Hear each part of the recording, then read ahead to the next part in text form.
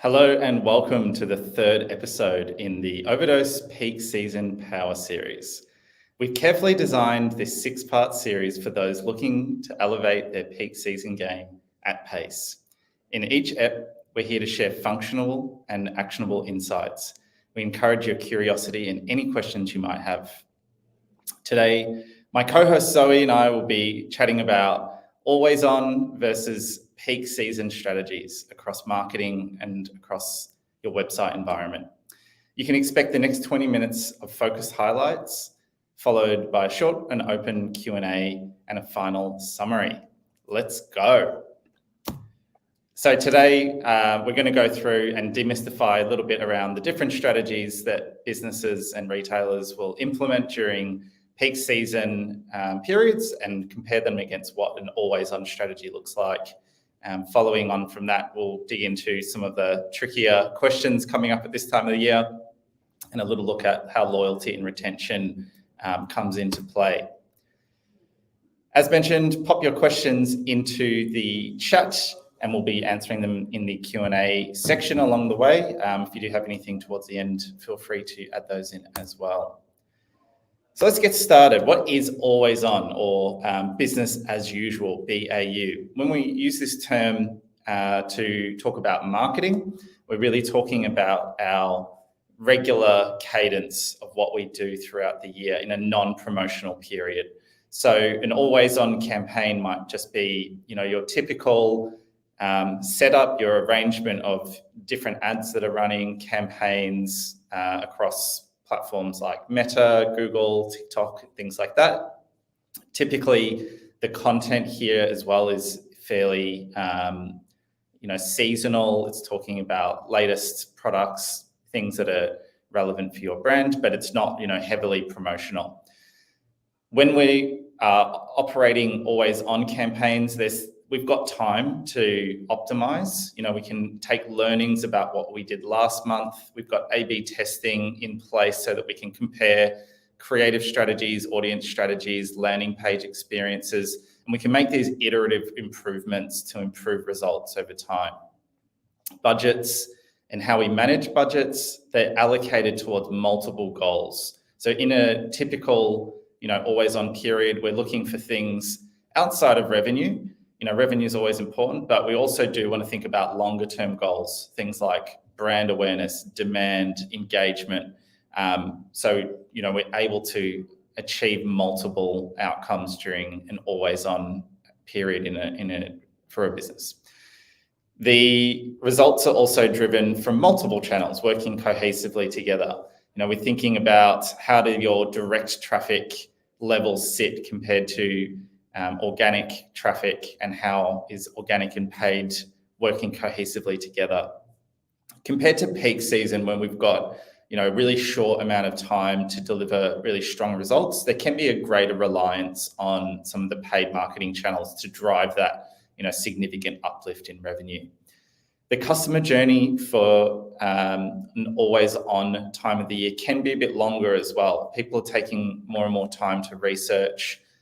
There is less urgency in completing the purchase. It's not like the sale ends tomorrow. They can probably wait until it suits them to make the purchase. Also, creative strategies. These during always on will cover a broad range of relevant content pillars that connect users with your brand and give them more information that they need to connect up the purchase. Now, Zoe, can you tell us a little bit about always on from an on-site experience? For sure. So I guess during the off season, it's really important that we continuously test and learn from the website. So consumer behavior and technology, it's constantly changing. So making sure that we're staying competitive does require ongoing experimentation and adaptation. At the moment, we have more tools and analytics available now than ever. So businesses are really empowered to gather more real in-time data and be able to refine those strategies to make some informed decisions on site. You'll really want to take some time leading up to peak period to identify and address any areas of friction that any of your customers could be impacting for conversion and bounce rate early, as during that peak period where competition for customer attention is really fierce and aggressive, even small pain points can drive potential customers to competitors.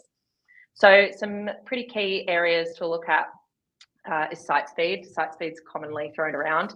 It's super important from a UX perspective, as slow loading sites can really frustrate users. It leads to higher bounce rates, and faster websites do typically see much higher conversion rates. There's also some research that shows that every second of additional page load time can really significantly reduce conversion rates. So it's important to check in on how you're performing there. Implementation of other features and enhancements. How can your website stand out? Are there features on your site that can speak to and engage with your audience better? Using development, to go hand in hand with your marketing and your branding is really essential as well to keep the website experience fresh. If you ensure that you have sort of consistent messaging too across your design assets, your channels, your marketing and your website, you'll have a far more cohesive and relevant brand to push out to your customers in the lead up to and during peak period too. It's super important as well to use this downtime to really hone in on data. You have to know your customer. So tapping into qualitative user research via pop-ups or email marketing, they can really be helpful in getting you real-time feedback, behavioral insights, as well as increased engagement with your target audience. That's really essential, I found, in enabling you and the business to refine your website to suit your customers' needs and address any issues as well far quicker and far more effectively than without that data. Fantastic. All right, let's get into peak season then. So the scene's set. We're moving obviously towards this part of the year. October's really, as we start to see things start to ramp up for businesses, and November and December being where a lot of the revenue starts to come through. From a marketing perspective, peak season, as it compares to always on, it really comes from the success here comes from well executed strategies driving maximum revenue in a short period of time. There is like I mentioned earlier, there is a shorter time frame to get this right. So it's not something that we can necessarily come back to and optimize as things go. It really needs to be laid out, set out, planned, with a series of fallbacks to make sure that everything's in place and working well. Each year presents new challenges. It is a constantly evolving space. There's new technology. There's more competitive, more of a competitive landscape. Consumer behavior changes. So every year we do have to make sure that our peak season strategies learn from last year, but also take on what is new in the industry and new in the competitive landscape there as well. Creative strategies need to cut through the noise. It is very busy at that time of the year. We need to make sure that our clients and brands stand out and can deliver their message in a concise way to their audience. Advertising costs skyrocket in November. It's really difficult to get the type of reach that businesses used to get during that period. It's just every brand has got something to say and really wants to get in front of people with a compelling offer during that peak season. That's why we want to use October as a bit of time to fill our funnel and use that opportunity with lower ad costs in the lead up to peak season to really start driving a bit more awareness and get on the shopping list effectively. Conversion rates will increase during the peak season, and the path to purchase will shorten as people do want to take advantage of quick discounts. And we think it's a great time to try new activities and new platforms. So, reaching new audiences who you might not have been targeting before on up and coming ads platforms, or even doing things like utilizing SMS marketing to get in front of users who might not, you might not be connecting with as much through existing channels. Some search trends for Cyber Week and Black Friday. People are doing more research than ever before. So typically the path to purchase, we used to use a reference of about 8 touch points before people would make a purchase. I've seen research recently where it's saying that it can be like around 40 different digital touch points across websites, social media, email. It's really becoming a lot longer of a journey for a lot of people. They're doing more research to make sure that they feel good about their purchase. And also in the current economic climate, people want to make sure that they're spending money in a way that is going to be, giving them the best outcome of what they're trying to buy there. So, we see here 67% of consumers say making the right purchase decision requires more effort than it used to. 81% of consumers say that they are more confident in their purchase when they feel they have done the necessary research. 35% of New Zealanders surveyed say that they're doing more research on their purchases, and 66% of Aussies report visiting multiple websites before settling on what and where to buy. So it is taking a longer time for people to purchase. That's why getting on the shopping list early is really critical to succeed in the lead up to November and December. When we look at the road ahead, September is all about foundations, getting everything sorted, getting your plan in place, making sure everything's talking to one another well. October is getting on the shopping list, building your audience up, looking at your database growth, prepping your campaigns, getting everything finalized from a content perspective. Then into November, make it rain. This is where all the revenue and sales will start coming through. I think taking a step back, peak season is not just about 1 or 2 days in the year. It is all about how to win the quarter of October to December. And then in December, it's time to deliver. Customer service is king, making sure that people have a great post-purchase experience, thinking about how we roll that into loyalty and driving a great customer and brand experience at the end of that. Q5 is another interesting topic in December, which is the short window of time after Christmas, Boxing Day sales and things like that. There's still a lot of sale activity and a lot of revenue to be driven at that time of the year. When we look at search trends, this is Google search data over the last few years. We can see here that every year the searches for Black Friday are increasing in total volume. So more people know about these sales and are searching for them, but they're also starting earlier. So people are already, starting to look at and prep and think about how to shop and what they will want to buy once their favorite brands go on sale. So it is really important to be mindful of that, especially as we, coming into October now, thinking about how do we position ourselves well to get in front of these people and make sure that they're in our database for when our sale does go live. Also, budget allocations, critically important. As we move away from an always-on strategy, there are changes in how we'll allocate budget depending on the position in the funnel that our customers are sitting in. Typically, we want to spend a lot more money on top of funnel. We want to be introducing more new users to a brand and to a website and, effectively helping grow the business and not just necessarily spending on existing traffic, which is quite inefficient. But as we do get into November and December, it is important that we're, moving customers through the funnel. We're providing them with great middle of funnel ad content, talking a bit more about, our brands, what they stand for, who likes them, what are the reviews like. And then as we get into November, when we've got discounts, promos, and all of the great offers to advertise, this is where, that top of funnel investment pays off and we start to drive a lot more engagement, a lot more traffic in the middle and bottom of funnel users, all the way through to December where, our message starts changing to Christmas activity, Boxing Day and things like that. So one of the other things to consider here is that because of those high ad costs in November and December, it's a lot trickier to convert a net new user for your business. They're going to be getting advertising from heaps and heaps of other brands. So you're actually better off getting a lot of that work done early so that you can remarket to people who've already expressed interest. They've done things on your website like added to cart, maybe they've created a wish list, and then it's just a simple nudge to get them across the line when the sales go live.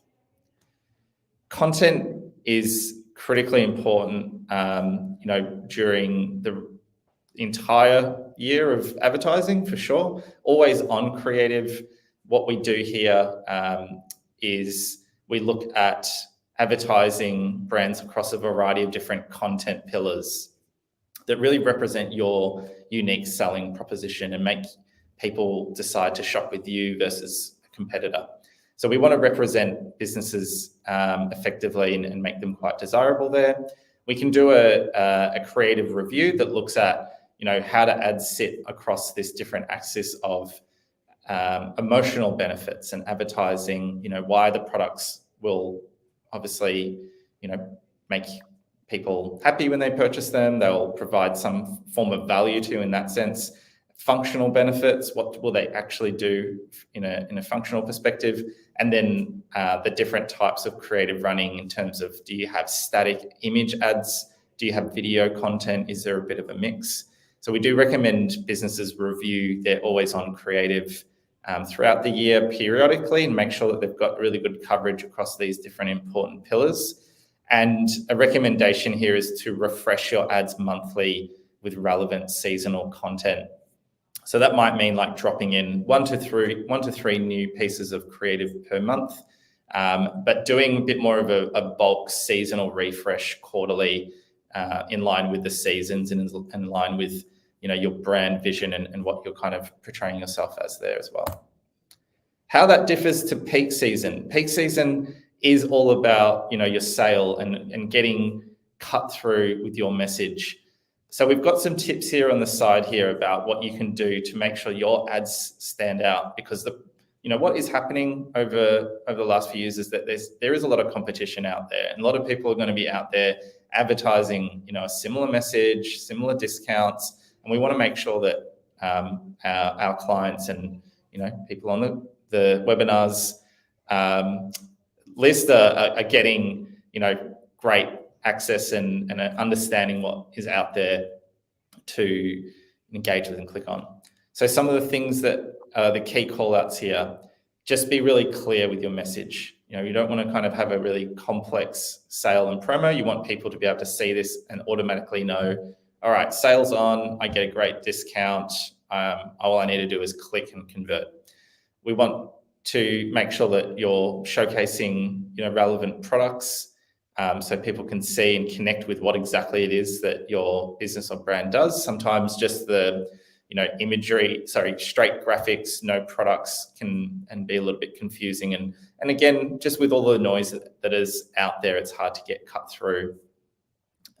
Think about percentage discounts, price discounts, create FOMO, make sure that people know that it is a limited offer. They know when it does end.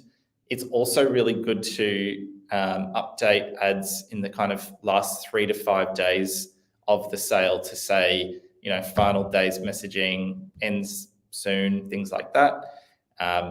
In terms of the volume of ads that you should run during peak season, a minimum of 3 to 5 ad variants. Try and design a few different styles of ads. Don't just rely on one central ad to do the job.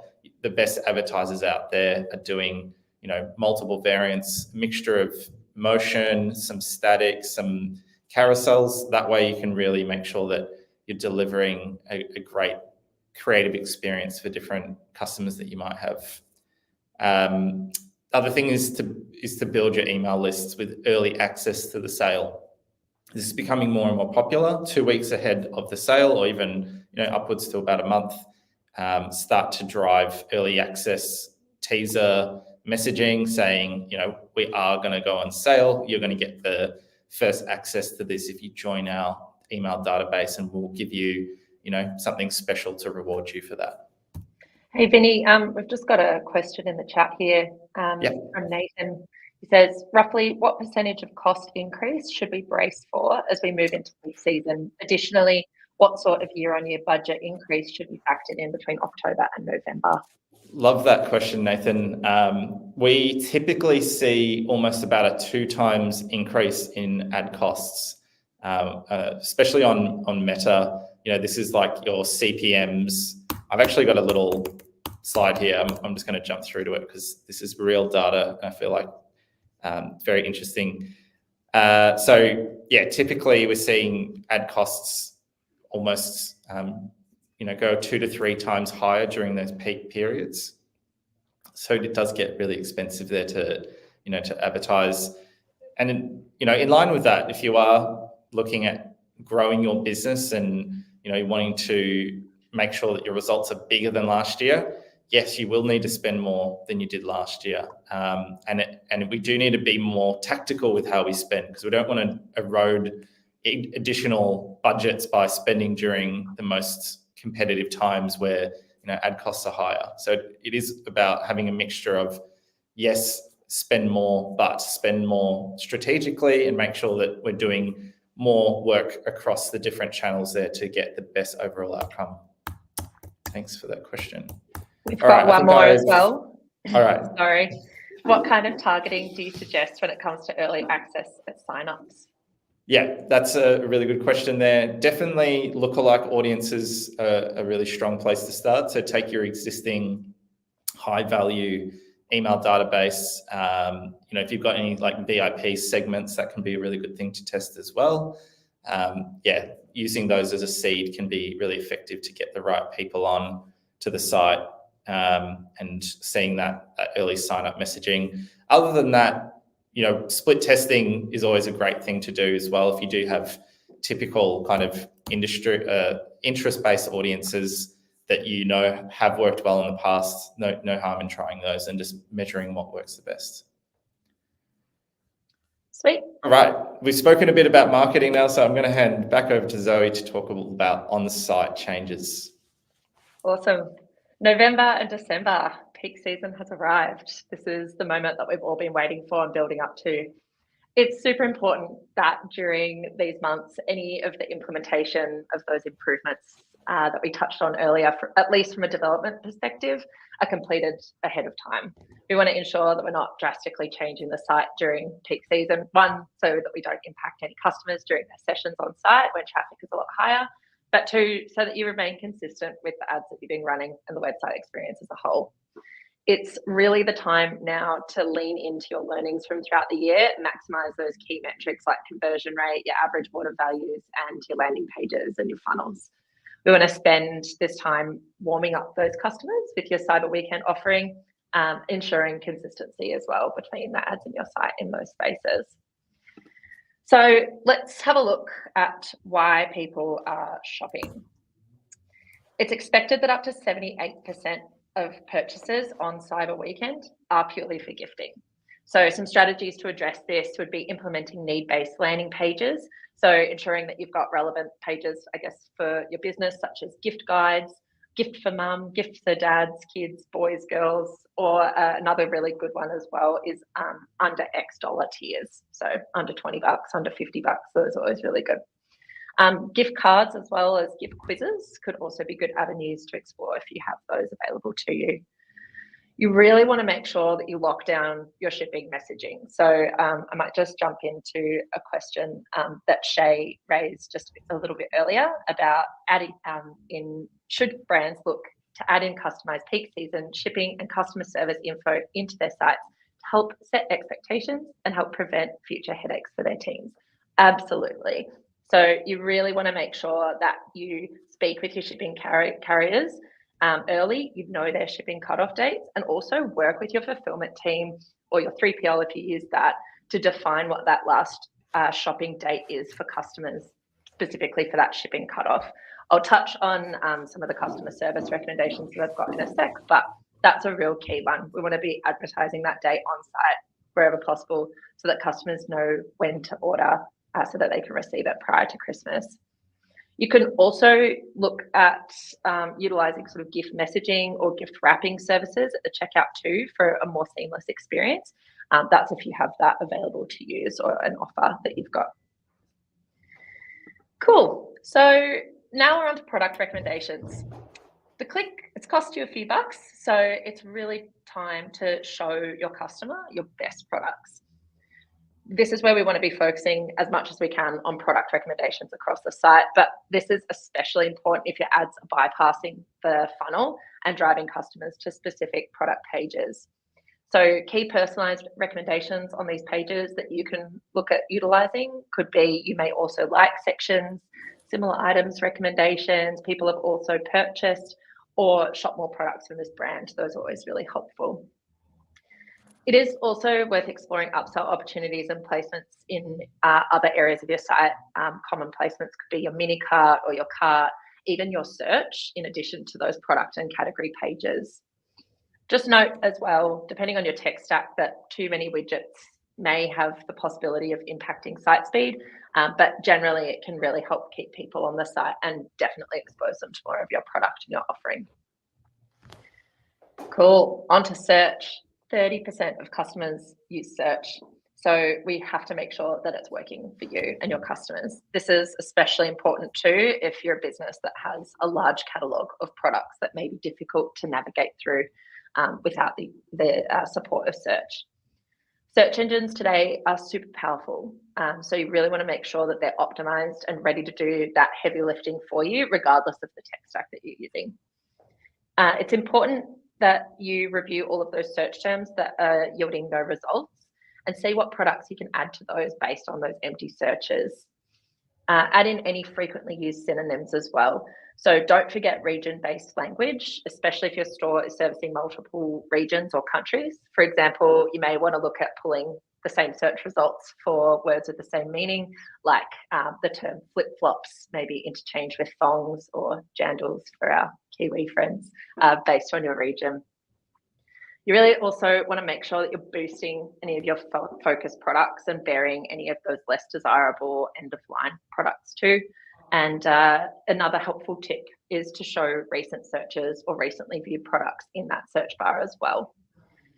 Running on-site search campaigns is another tool that you can use. So adding in display and promo banners or blocks on that search result page can really help drive that messaging home for what offers you've got available. Now, coming back to that, I guess, previous question about shipping as well as live chat, let's move on to live chat. You really want to leverage your live chat tool as a sales tool because that's exactly what it is. 33% of retailers believe that generative AI in customer service spaces, specifically using chatbots, will be the biggest use case for this new tech. Live chat should and could be used as a 24/7 sales tool. So you really want to make sure you're using it to help start the conversation with your customers, help them find what they're looking for, and also lead them to the right products. Retailers should definitely look at using this as an opportunity to educate your customers on your product, any sort of sales and promotions that you're running, and help them find what they need. You can definitely leverage it as well as a powerful personalization tool to help them, to help your customers find the perfect product for their needs, especially around that sort of gift messaging space too. It's definitely a tool that can be used to help customers digitally the same way that a sales rep would help someone in a store. You also want to make sure that your customer support team is well staffed and well educated as well. Ahead of peak period based on traffic, you'll get a lot more requests coming through. So if we're not using AI, make sure that the people that you've got behind the screen are really informed on the customers, the product, and the journey there. Now I'm on to the hard question. This one's for you, Vinny. Have we reached a point of diminishing returns for Cyber Weekend? Love this one. I'm going to throw in a little bit of a controversial take on Cyber Weekend. I've been operating e-commerce Cyber Weekend campaigns for many, many years now. And, some of the first few years, it was very isolated to a very e-com, style of business. We are every year seeing more and more competition in this space. And I think recently as well, it's everyone who sells anything is doing a Cyber Week November type of sale and discount. It used to be a 2-day period it used to be a Friday and a Monday sale, and then it was a weekend, and then it was a week. Everyone was talking about when do I go live? Do I go early? It's almost kind of started now in a lot of respects. I think a lot of November is just going to be from day one. People talking about Black Friday. It went from being an online only activity, now to being everywhere. Like if you turn the TV on during that week, you'll definitely see all of the ad breaks. Large retailers advertising, their in-store and their online promotions and things. So it's hyper competitive now. A lot of people are in there. They know that there's a good opportunity to make sales, but on the flip side, it has pushed competition up, and that means advertising costs have gone up, and it's more, it's more difficult to gain that easy revenue and easy win. Businesses used to get a lot more profit out of this period here because of that cheaper advertising combined with high revenue.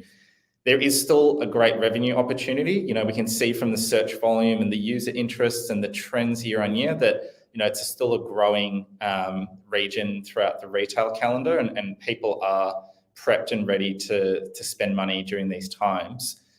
But it is probably diminishing in a profit perspective, because it does just cost a lot more money to acquire, and there's a lot more work that businesses need to do to make sure that their marketing's set up well, their advertising connects through to their website, and everything's talking to one another. All of the best and most recent apps are firing well there as well.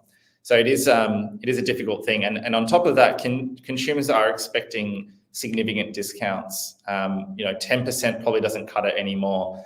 In order to really get interest and to get that instant kind of sale that we want to get, you really need to be into that range of about 20%, 30, 40%.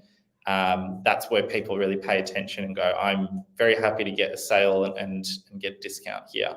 So yeah, short answer is we probably have reached a bit of a difficult time to get the type of profit that businesses used to get from this period, but there is still a big revenue opportunity, and with the right approach, you can still drive significant outcomes and results. I showed this one earlier.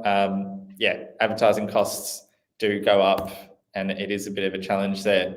We're going to wrap this up with a little bit of a look at loyalty and retention. So you've, picture yourself, you've gone through, we're heading kind of into December.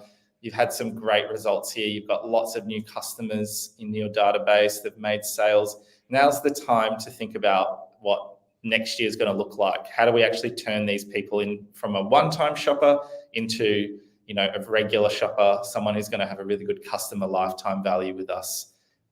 So loyal customers are super important in the lead up, but also on the other side. So we want, like Zoe mentioned before, that post-purchase experience to be really strong. We want customer experience all across the funnel to be, watertight. Getting orders out the door on time, making sure people get what they need when they, and get that visibility of what they've ordered and when it's coming. Surprise and delight's a really great one as well. Thinking about what can you do to make people, love your brand from the moment that they start shopping with you. You think about your email flows. What post-purchase flows do you have set up so that people can go into a really good post-purchase experience? Potentially they could even provide things like user-generated content, reviews. Maybe you've got a loyalty program and they can start earning points towards that. And finally, warming them up for that Q5, that Boxing Day period, and hoping that if you've got everything in a good place there, maybe you can get them for that second or third sale as that comes around there. All right, that was fun. We've got a few minutes now for Q&A. Whilst we have a look through some of the comments that have come through, we are also running a session this time next week all about media planning. So join B, our AU Marketing Director, and myself, and we'll chat through all the ins and outs of how to plan your media around that peak season and how to get the most out of your advertising dollars. Cool. We've got one from Lauren. What are some good apps that clients can use for on-site recommendations? So essentially, you'll just want to be looking for something that has real-time product recommendations. with the bonus points if it's got, good customizable search algorithms and cross-sell, upsell capabilities. Some good examples here would be SearchSpring. That's an AI-driven platform that gives you really good personalized product recommendations as well as search and merch. That one's probably best for mid to large e-commerce businesses looking to improve their product discoverability. Some other options as well could be Algolia. That's for brands, I guess, that are focusing on a fast and real-time product search. And then we've got, sort of other brands there as well, like Yotpo. That's another option. They're traditionally known for their reviews and loyalty tools, but they also do product recommendations. So that's really good if you're already utilizing that in your tech stack for, your reviews, loyalty, and SMS. You can start to explore some of those features there too. Fantastic. I don't know if you've got anything to add to that, Vinny. I think you covered it very well there, Zoe. But no, I do think that there is also, when we connect up the on-site to the marketing side of things, that's where we see a lot of power. And, there are recommendations that are coming through. Obviously, we can make creative kind of towards those products that are getting the most engagement on site and make sure that, we're doing our best to capture that on-site experience in other parts of the marketing journey and customer journey overall. 100%. Well, I don't think we've got any more questions or comments, but thanks so much for having me as your guest today. Oh, no worries. Chris. Yeah, you've absolutely smashed it. So thank you for joining us, Zoe. And thank you all for joining us in the Overdose Peak Season Power Series. Today, we have discussed always on versus peak season. We've looked at what is always on and what are the strategies that people get to do throughout the year when time is not much as much of a factor versus peak season. We've got a short amount of time to deliver a lot of results, and we've looked at how to set up a marketing strategy to succeed in both of those environments, and likewise what are the website activities that you can be looking at and focusing on to get the most out of your always on and your peak season times of the year. We've carefully designed this 6-part series for you e-com professionals looking to elevate your peak season game at pace. So share the links around to the team and join us next week for episode 4 in our peak season power series. Thank you again and have a great rest of the day.